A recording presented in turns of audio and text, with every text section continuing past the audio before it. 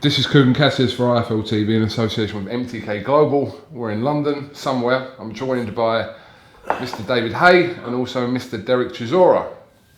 Hello. Hey, how are you? David has just literally come from the airport. I have come back for you, obviously.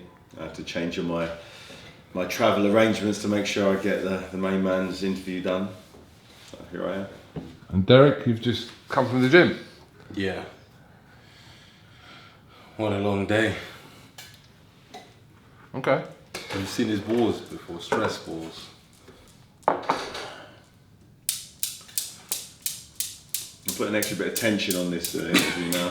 I don't know, how we start. Yeah. I'm sweating now. Alright, I'm joking. Why they call them stress balls? It's meant to relieve It stress. stresses someone out when you... Yeah, because they're like tick, tick, tick. It's quicker and quicker. Yeah. Who made the first approach to who? I did. Why? I just figured out to get to another step you need someone to take control, and I looked at some fighters and I saw David, and I figured I'll just go with David. I've seen what he's done for himself. I figure I can do it for me. Initial response from you when he, I'm assuming, phoned you and didn't knock on your door? Yeah, he called me and said he wants to have a meeting and talk about something. I had no clue what it was.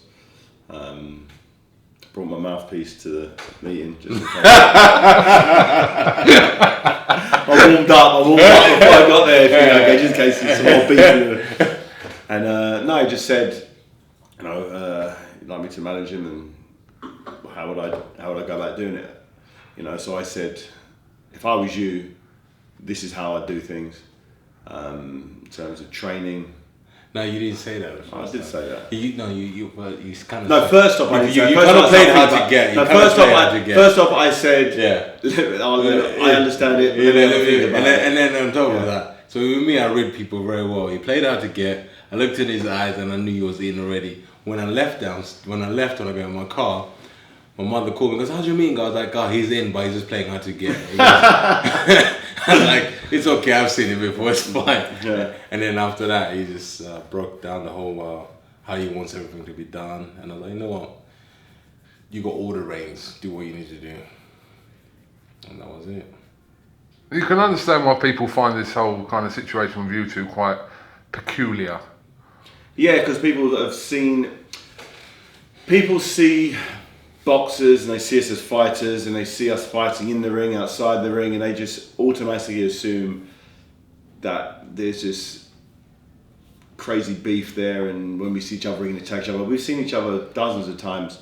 We've never had any issues and any real problems, and it's all been pretty amicable and sweet. And once you fight a man, have a real punch up with someone, win or lose, it's like bam. If I see Tony Bellew now, it's like, yeah, mate, we've gone to war together. Who won? Let's move on. Good luck with your life, because it's a sport. It's it's real, but it's not real. It's real in that moment, but once that moment's over, you get on with your life. You both go your separate ways and you crack on with it.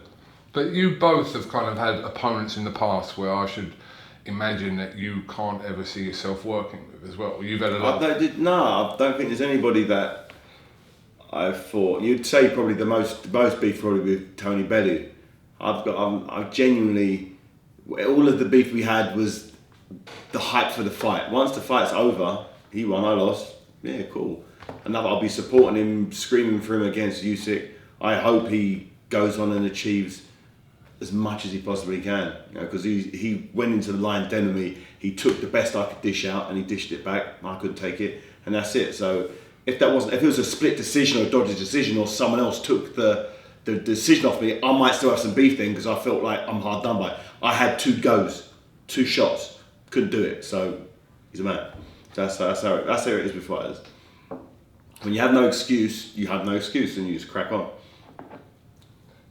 What can you do for Dereck that he can't already do himself, David? I don't think there's nothing I can do that he can't already do. I'm not doing anything. All I'm doing is structuring a way of life for a few weeks that allow him to push the most out of himself and to get himself in the optimal condition. In the past, I don't believe he's had the people around him to make sure he stays where he needs to be. He's kind of managed himself in a lot of instances, and you got different types of people, and some people want to go to the gym because they love training and they can't wait to push their body limit, and some people, they need to get the kick up the arse to get the best out of themselves. They need to, have people that they respect saying, you need to give me another round of this, so you need to push a little bit harder. And when you have people around you, like myself, if I'm asking him to do something, say on a Versa climber, I'm not asking him to do something I've never done. And some fighters don't like some random fitness instructor can come and tell you, do this, and you're thinking, have you ever done this? Can you do this? You can lose rib, but he knows everything I'm asking him to do, I've done. I can still do it, and that's the thing. I can do, and I have done what I'm asking him to do. So he has the confidence in the instructions that it ain't bullshit. I'm not just saying do this.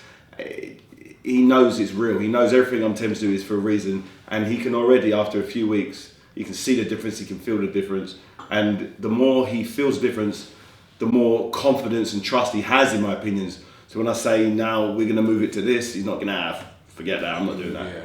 He's like, okay, it's all for a reason. It's all periodization. It's all stepping up. I'm not gonna try and smash him too hard too soon. We build it bit by bit by bit. So come fight night, he's perfect. That's the plan. That's what I'm gonna do. But I'm not. He's doing all the hard work. I'm not doing any of the hard work. It's just time, and it's just my time and effort in terms of making sure he's doing the right things, eating the right things, sleeping, not going to Chiltern Firehouse for lunch, and that's it's just a lot of organisation. But the hard work's done by him. He's the one who busts his ass every single day in the gym, 2, 3, 4 times a day. He's the guy doing that. So I'm just making sure you can't lock in the door, make sure you can't get out. Is that what you need, a kick up the arse? No, I just needed a structure basically, somebody who can just help me. Because I had one, but my one I was more like following it through and stuff like that. I would do it, but I was just doing it. And then I figured out I need a bit of that little 10% more to get to where I need to get to. And then that's why David, he's sitting next to me, can bring that 10% out more. It's like, if you're an alcoholic, if people keep telling you, you need to stop drinking, and then suddenly, it's only until yourself can tell yourself it's time that I stop, and you go ask for help. So that's what I did. I went and asked for help from David. Say, listen, help me get that 10%. And then he was like, yeah. And then one day you came to the house, didn't you? Yeah. And you're like, listen, I'm not really happy. The weight's not shifting. We've been training for a week.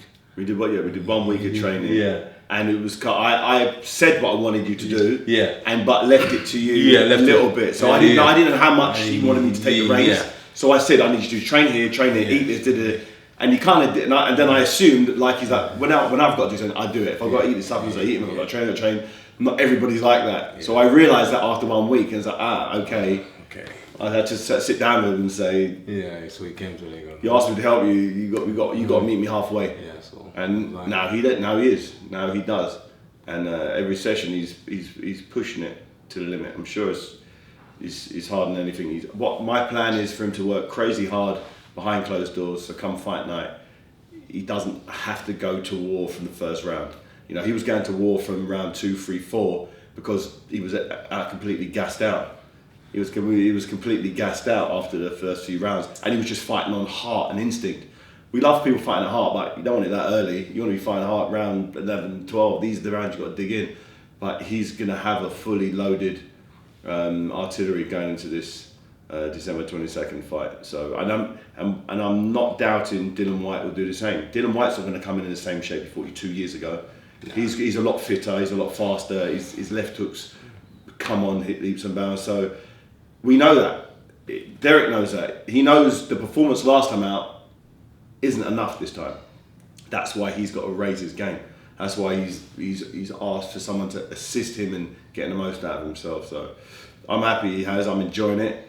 A bit frustrating sometimes, but he gets there in the end. And when some of the stuff I've seen him do, I thought, damn, okay, this hasn't been. As for me, it feels like he's been a racehorse, like a thoroughbred racehorse that's been in his pen and just not allowed out running. That he hasn't come out. Yeah. So he can't become the best racehorse if it isn't allowed to gallop, and it hasn't really been galloping. So I'm taking out galloping, and I can see it just building and building. So come fight night, it's going to be an absolute war zone. This is probably more a question for you, David. He's obviously focused on December 22nd, but is the ultimate plan for next year to secure that shot with Joshua, or not necessarily? Nothing happens outside of this fight. I've learned that lesson. That was one of the big lessons I've learned in my life, looking past the job in hand. And he can't even think. He don't say the name Anthony Joshua before he not only beats Dillian Whyte, but he knocks him out. Proper batters him and knocks him out. Once that's happened, which I'm very, very confident it will, then we can start looking. So you two haven't discussed that at all? No. Not really, no. No. We know that it's there. It's there. We know it's there, but everyone knows it's there. We don't have to talk about it because it's not about that. It's about this fight. It's about getting this one perfect, making sure that come fight night, Saturday, the 22nd of December, he walks to the ring in very, very, very optimal condition. All the boxes are ticked. He's make sure that, you know, he's got a solid game plan. He implements that game plan, and we're not looking at just getting this win. It's about spectacular stoppage. He needs to set the world alight with his performance, and he's got it in there. He showed in that little 30 seconds against Takam, after taking a complete and utter barrage off that lunatic, and he still had it. He had a 30-second. Can you imagine if he had 12 rounds of that intensity? The shot that put him out. How about if he's got 12 rounds of that? He showed you 30 seconds there. How about if he's got 12 rounds? My plan is for him to have 12 rounds of the shot that knocked Carlos Takam out with. The first fight obviously had a much split opinion about who won the fight. Many people believe that Derek won the fight. Obviously Dillian got the decision. Is your kind of mentality that he has to knock him out based upon you don't want to leave it to the judges again in case a situation arises? For this fight to hear the final bell, Dillian Whyte's going to need to really, really, really improve this game in all aspects.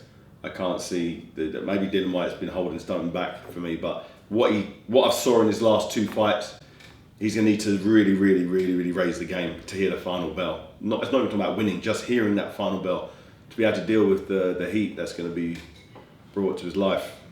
He's going to really need to do something real special. Why is Dillian Whyte taking this fight against you? When he could just sit back and effectively wait for that shot. Yeah, but he don't want to sit back, bro, does he? But why take the fight against you? The fans have told him to take the fight. You know, yeah, you can sit back, but are they gonna want to tune in and watch that fight with AJ? But they're saying get the rematch on. You know, that's what's happening now. You want to see the fight. Manchester was great, but I think O2 will be much better. Gonna be buzzing. Just going back to that press conference last week, Dillian Whyte had a few things to say to you as well, David. He did, yeah. Dug me right. Apparently you work for him now as well. Oh yeah. Well, hopefully I do a good job. Hopefully I do a good job for him. He deserves the position he's in. He's had some back-to-back solid victories after the loss he had to Anthony Joshua, spirited loss to Anthony Joshua. He's hasn't lost since and knocked down his last couple of fights to highly ranked opponents. So, you know, credit to him. He's at A side, and you know he wants to fight, which is always great to know. You know, as you said, he could have sat back and waited, but he's the type of guy who wants the big fights. He's shown that his last couple of fights fighting Joseph Parker. He didn't have to fight Joseph Parker, but Joseph Parker was presented to him and he took it with both hands. A young guy who wasn't knocked out by AJ. So, you know, credit to him. He's a real fighter. He's someone who you want in the heavyweight division. And it's someone I want Derek to be fighting because they both cut from a very similar cloth in terms of they'll fight anybody. You know, they've both shown that throughout their careers. So when you get two guys who want to beat each other. They had a real close fight last time out, and have both improved immensely. It just means fireworks. So I'm happy and very, very glad that Dillian Whyte chose to give Dereck Chisora this rematch. But he won't be happy after that first bell rings, I can tell you that. Correct me if I'm wrong, but didn't Dillian Whyte call you out after your second defeat to Tony Bellew? Yeah. That's the only thing that kind of threw me. Maybe he was doing it for some coverage, but you know, he was ringside when I fought Tony Bellew for the second time. First time round, he saw what happened.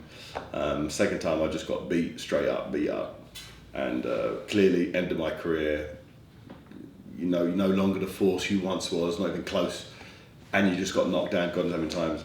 Instead of Dillian Whyte calling out the guy who beat me, Tony Bellew, he starts calling me out. I'm like, dude, why are you calling me out? What do you want from me? Oh, I want to fight you, I want to knock you out as well. I'm like, really? Is anyone else in the arena you were?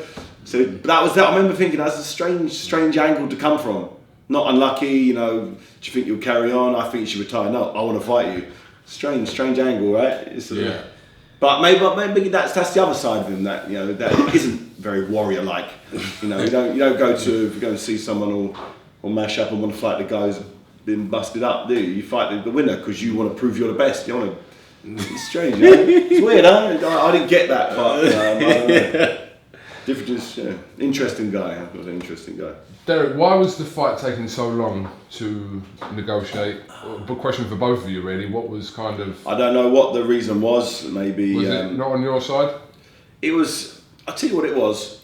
I think the universe decided Derek needed to get into this fight in perfect health, so the universe didn't allow the fight to happen until we could work together. That's what I think it is. And it happened in exactly the right time it was supposed to have. Could have happened before. Christmas come early. Yeah, so for me, whatever the reason was, the fight's here. It's nearly 2 years to the day, and both fighters have gone in very different directions, you know. But for me, Derek's done the right thing in bringing a solid team around him to really make sure that he gets the best out of himself, and he really is daily and nightly getting the very best. Are you completely happy with the deal you reached then? Yeah. So you didn't have to kind of move either way to make the fight happen. You were happy with the terms. Very happy. Yeah. Listen, to get a rematch, for it to be in London, and for him to have a ample training notice for the fight. You know, we started training way before this fight was announced. We knew the fight was going to happen, and it was buzzing. It's the fight that we want for the terms that are respectable terms. We're good to go. It seems like everything's coming together. How would you kind of describe your two relationship before that phone call happened from you, Derek, to you? How was your relationship? It was okay. Yeah. It was more like, hey, how are you? Yeah, how's your boy doing in tennis? Because his boy plays tennis. Yeah. So I keep saying every time, yeah, I'm ready to play tennis with him, but I know he's gonna whoop my ass. But every time I'm like, you alright there? What's going on? And then when I saw you at AJ fight, yeah, he was doing an interview. Yeah. You hijacked an interview view, I think it was. Was it you? No, it was not him. I think it was that other guy, Raheem, the American guy. Okay. Yeah. What are you talking about? That was mine. With Joe Joyce? No, it was not yours. At Wembley. AJ fight. Yeah, AJ fight. Okay. Yeah, we was hanging out with Raheem Sterling. Okay. So yeah, you just kind of had. No, we've always as I said, we haven't had. We always got on, and to the point where you can phone me up and it's all good. I'll be interested in talking to him. I've got no people. I've seen him out. I've always got on. We know a lot of the same people. We sort of move in similar circles. So it was. But did you two ever discuss the infamous night in Germany or not? Yeah, we've done. We never did. Yeah, we did with Don. When Don was there. No, we never really discussed it because there was nothing to discuss. Do you understand? It was more like that happened, and then suddenly the fight happened at West Ham, and then that was it. I got bit, came back up on the floor, got bit, shook hands, and that was it. There was nothing else to talk about. I lost the fight. It's not what he's angling at, though. No, it's not what I'm angling at. It's just it's not your everyday occurrence that someone obviously hits you with a bottle. Yeah, he was like digging out the bottle. It wasn't. What? Why would I ask you about the bottle? The bottle on the tripod. Even though that was Adam Booth who hit with it in the tripod, but This guy, man. what? I'm stitching old wounds and shit. You know, like. Why would I not ask you about? I mean, you two sat there together. Why would I not? That was absolutely the most mental thing I've ever seen. Listen, It was real. It was real. It's just, I can't believe people even insinuated that was staged. I've had a few people going, that was great PR, you guys. Great PR. You really choreographed that well. I was like, yeah, we did. That was great. Yeah. Put it all pre-fight hype.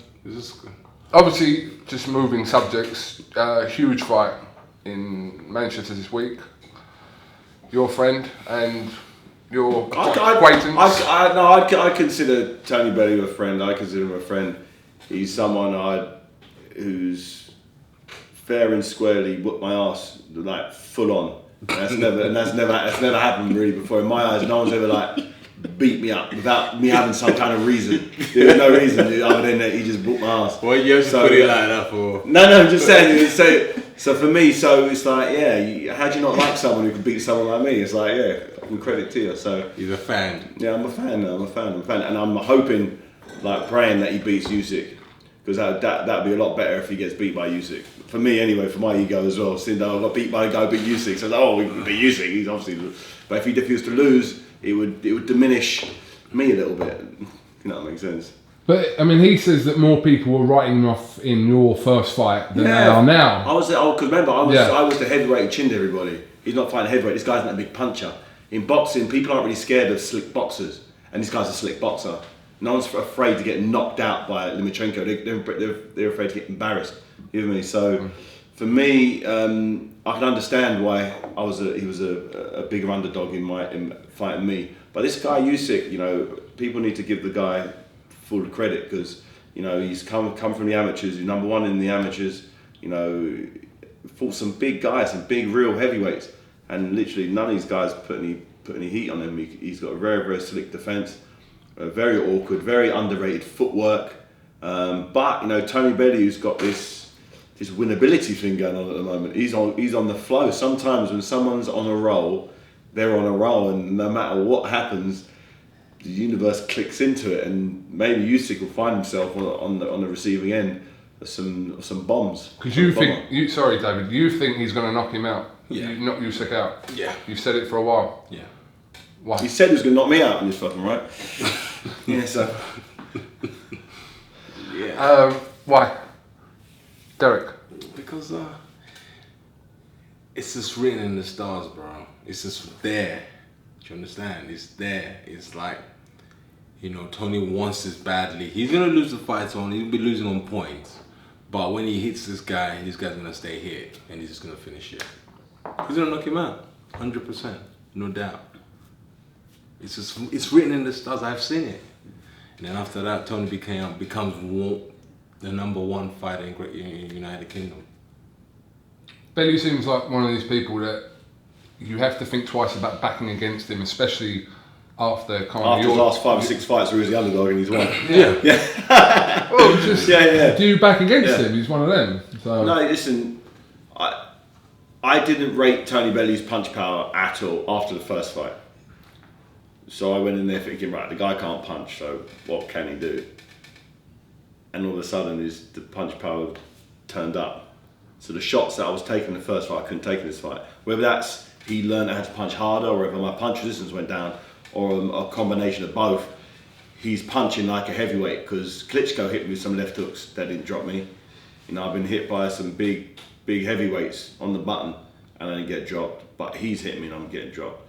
So he's something. Him and Dave Caldwell have been doing some magic up there. Do you know what I think? I think when he was boxing at light heavy, the weight was killing him to take off the weight. So he never used to have that power. And then when he came to cruiserweight, he would start finding that power. And then he stepped up to heavyweight. He got that power he needed. All sunk in. Yeah, because Tony was a very big puncher in the amateurs. Because you know, man, he used to have a couple good rounds in amateurs, and he was very good at punching. But when he went to light heavy, he never had that dense. Yeah. And people always, when they see Tony, when they were like doing his tapes, they watch his fights when he was light heavy. You understand? But he don't know this sucker rap, man. And I want to tell everybody I told you so. I know you want him to do it, David. Do you think he will do it though? He can do it. If he doesn't do it, he loses on points, in my opinion. I think Usyk on points or Bellew by stoppage. I'm hoping Bellew by stoppage, really am. He has the punch power to do it. He's on the roll. Usyk, I'm sure, watches him and doesn't really rate him that highly. Seeing though he's a pound for pound superstar who's fought so many well-respected world champions. So hopefully he underestimates Tony Bellew. It's easy to do so. You look at him, he doesn't do anything, wow. But it just keeps winning. He wins ugly. He might get decked, he might get hurt, but he finds a way to come back and win. So he's on a roll. He's on a flow. So he all needs one more win, one more big win, and that's it. He can then bow out as the undisputed champ. That would be a fairy tale ending, a rare fairy tale ending in boxing. December 1st, Fury Wilder. Can Fury do this? The closer the fight gets, the more I say no. When it was announced early doors, I thought, he's got a shot in as a big guy. But as time's gone on, I've I realised how heavy-handed Wilder is. There wasn't one round of sparring that I sparred him with that I wasn't literally switched on, because both of us were going at it, and he's got a decent chin as well. People don't really. He got shook up by Ortiz. Big deal. He didn't touch the floor. He just got wobbled. What heavyweight in history has never been wobbled? In 40 odd fights. Come on. Whereas Tyson Fury has been decked a few times, against guys who weren't considered heavyweights. Steve Cunningham. Although he's a tremendous athlete, he's not a noted big puncher at cruiserweight, let alone at heavyweight. And Tyson Fury had to use his physical advantages in terms of roughing him up to get the victory. He didn't seem technically good enough to beat him with just clean punches. He had to get in the forearm and lean on him and use his real superior size. Whereas Wilder, he can't do that with Wilder. Wilder's crazy strong. He's really, really strong, athletic, and awkward. He's probably one of the most awkward guys I've been in the ring with. And for me, I just see the fact that Deontay Wilder has been so consistent with his career. He had a bicep damage at one stage, but he still fought with that. He fought Chris Arreola with one arm and still battered him.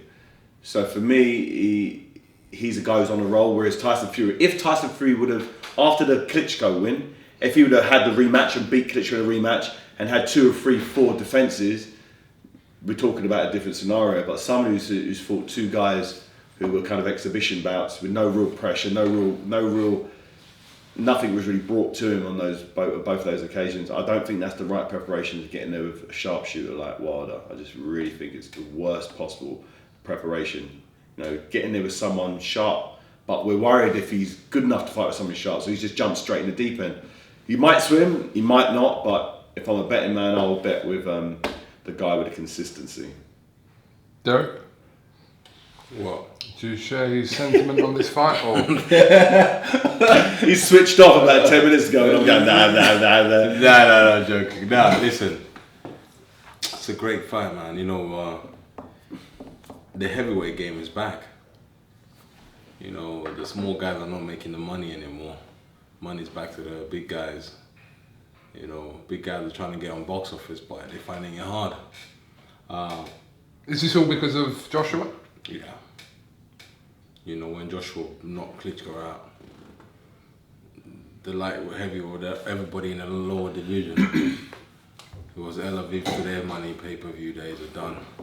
The big boys are back.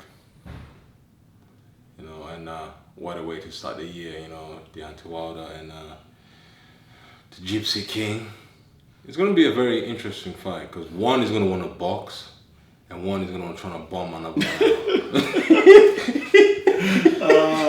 Yeah. That's exactly how it's going to be. Yeah, one is going to try and move and slink and one is just going to go, and then...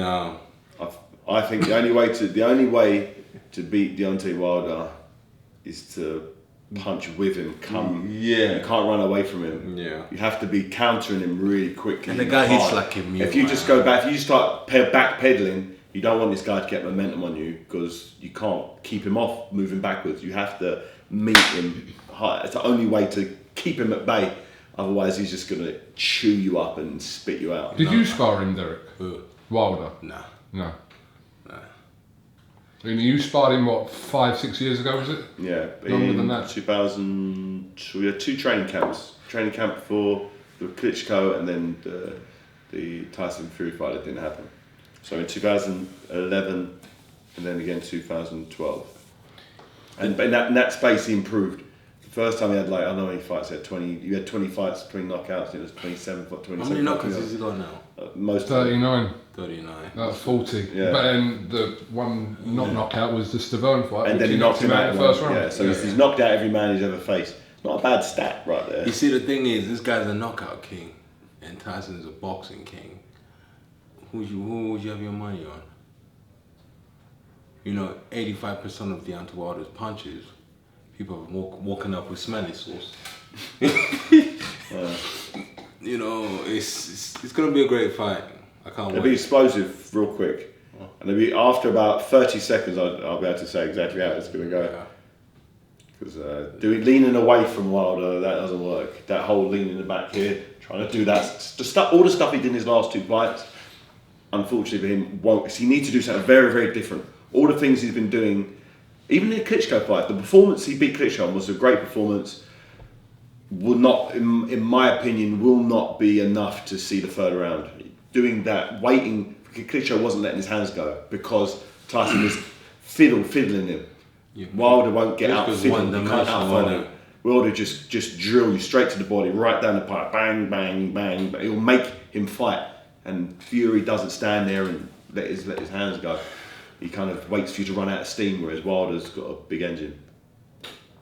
So on paper, for me, it doesn't look good for Tyson Fury. But having said all of that, I said the same thing before he fought Vladimir Klitschko, and I was wrong.